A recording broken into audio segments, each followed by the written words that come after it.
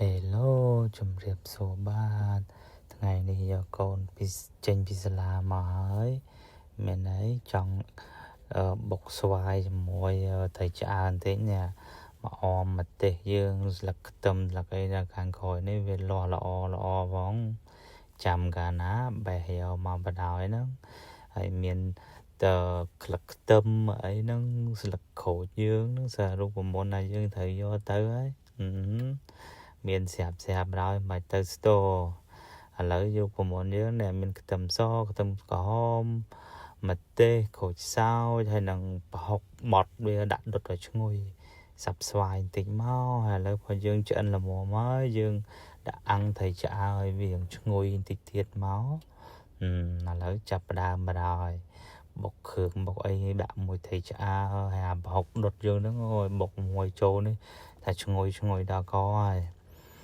ហើយដាក់មកយើងចាប់ផ្ដើមមកចិត្តមកអមតិចមកអមយើងហើយខាងក្រោយផ្ទះហ្នឹងបុកវាកុំខ្លាំងពេកមកល្មមមកជុំតែជាតិណាបងប្អូនហើយឥឡូវចាប់ដាក់នៅចាន់ដែកនេះដែកតិចមកបន្ទាប់មកយើងដាក់លីមួយស្វាយទៅព្រោះស្វាយអត់យកបុកទេខ្លាច់បាក់សាច់អស់អញ្ចឹងញោមមកចេះមកចេញបានបាទតបភើបានហើយហ្នឹងកូនគេអង្គុយចាំហើយគេហេវគេញ៉ាំបាយខម៉ាមីខបាយខមាន់ខទៅជុកតលន់ពេកទៅខមាន់ឲ្យម្ដងគេចូលចិត្តដែរហើយត្រួយសណ្ដែកនេះរបស់យើងហ្នឹងfavorite របស់ប៉ាហ្នឹងម៉ាមីហើយមានអីលាងឲ្យតែស្អាតពីបិចទឹកមកកុំឲ្យតែមានដីទៅយកមកឆាបន្តិចហ្នឹងឆាមានអីមានថាខ្ទឹមឆាធម្មតាមួយពេញខ្យងអញ្ចឹងបងប្អូន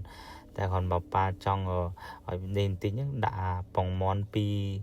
ក្រមនោះឲ្យវាឡើងសម្រស់តិចមកជុំតិចមកដឹងថាពីជាតិហ្នឹងបងប្អូនណាហើយបន្ទាប់មកយើងអេដាក់ខ្ទឹមពងខ្ទឹមលីងហ្នឹងពីលើតិចមកមានអីឈ្ងុយទៀតថាជាតិណាម៉ាមីមកដល់ធ្វើការល្មមមានត្រីអាំងមានអីហើយចាំអីទៀតណែម៉ាមីលុតយកហើយបន្ទាប់ពីលុតយកហើយក្លែមមកជាមួយទៀបប្រាំងនេះតែទៀបប្រាំងនេះល្អណាស់ទិញបានមួយផ្លែម៉ាមីថាឆ្ងាញ់ណាស់ Thank you ប៉ាបាយជំរាបលា